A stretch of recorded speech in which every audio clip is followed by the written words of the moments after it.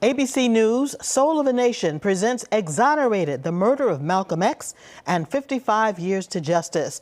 It profiles the man who was wrongfully convicted of Malcolm X's assassination. Here's a sneak peek. They pounded on the door. I opened the door. They rush in and they take me downstairs. What was your wife saying, doing, your children, and all this is going on? Obviously, they were screaming. But I mean, again, you have to sort of compartmentalize or else you can't function. Because if you don't compartmentalize, you will panic. Were you scared? No. Did I look scared? You look at the pictures. Did I look scared? No, sir. I wasn't scared. I know who I'm dealing with. Tell me about hearing the guilty verdict. What went through your head? I felt like a prisoner of war. But they didn't care about my children. They didn't care about me. They didn't care about anything except what they wanted, which was a conviction. That's what they cared about. I wasn't a person. If I was a person, it wouldn't have happened. That's the truth. Were you involved in the assassination of Malcolm X? Of course not.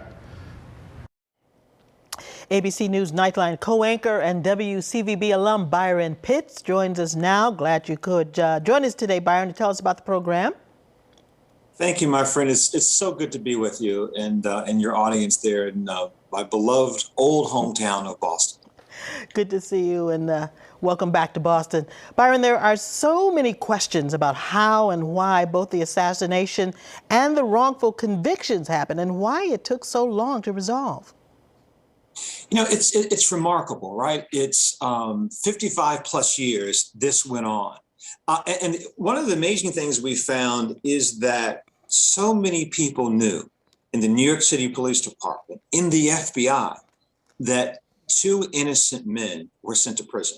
Not only did they know these men were innocent, there were a number of people who also knew who actually pulled the trigger, and those men were allowed to live freely. And that's stunning, and we reveal that. And you see the parallels between, one of the things that Malcolm X fought against was racial injustice in our legal justice system. It was an issue then, in this case, and certainly we see issues of that resonate in modern day America.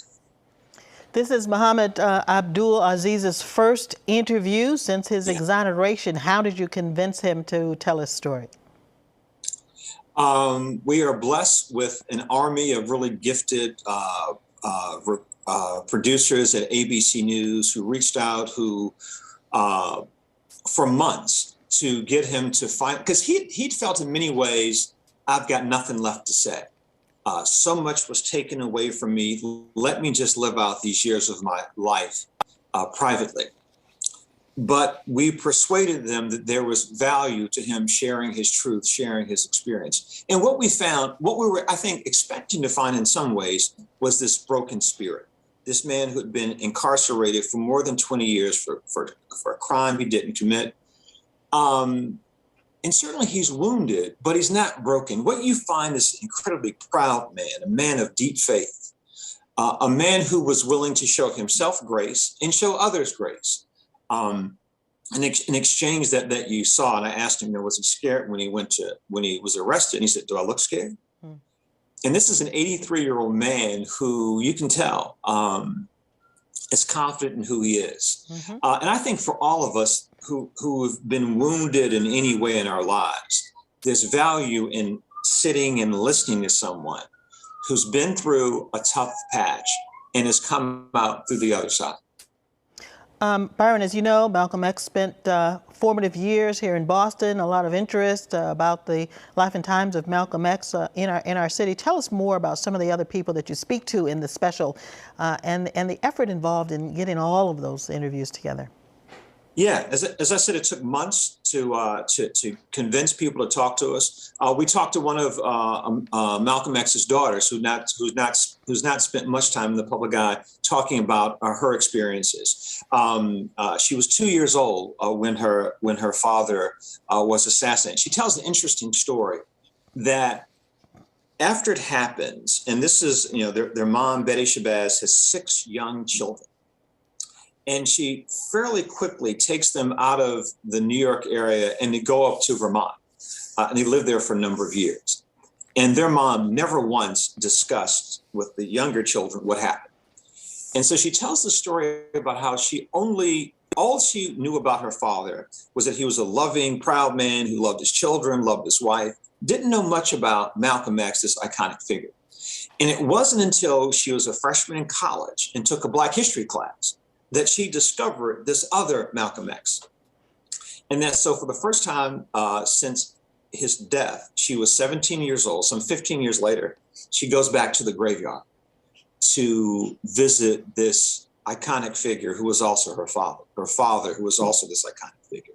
Very moving. We spend time with the children of the 2 men who were falsely imprisoned. And you hear in a very personal way how not only was Malcolm X killed and 2 men had their youthful years taken away, but 3 families were traumatized, were damaged. You hear about how some of the families of the men who were convicted virtually had to go into hiding, would go from hotel to hotel to hotel for months because fearing that people were after them. Like there was this one moment where we talked to 2 of Abdul's children, to his sons, who are grown men, like in their 50s now. And I said, you were a point in your life where you were, running from hotel to hotel, living in hiding, changing your name. So if you couldn't trust the police, you couldn't trust the federal government, you couldn't even trust leaders in your faith tradition, who did you trust as little boys? And he pointed to each other and said, I trusted him. I trusted him. And so you see the toll. It's the toll that this has played on so many families, so many people. Yeah. It sounds like very, very compelling content, Byron. Yeah. I look forward to seeing it. And I want to thank you, my friend, for joining us today to tell us a little bit about the special. Everybody, it's hosted. Thank you. So good to see you. Good to see you. It's hosted by Byron Pitts.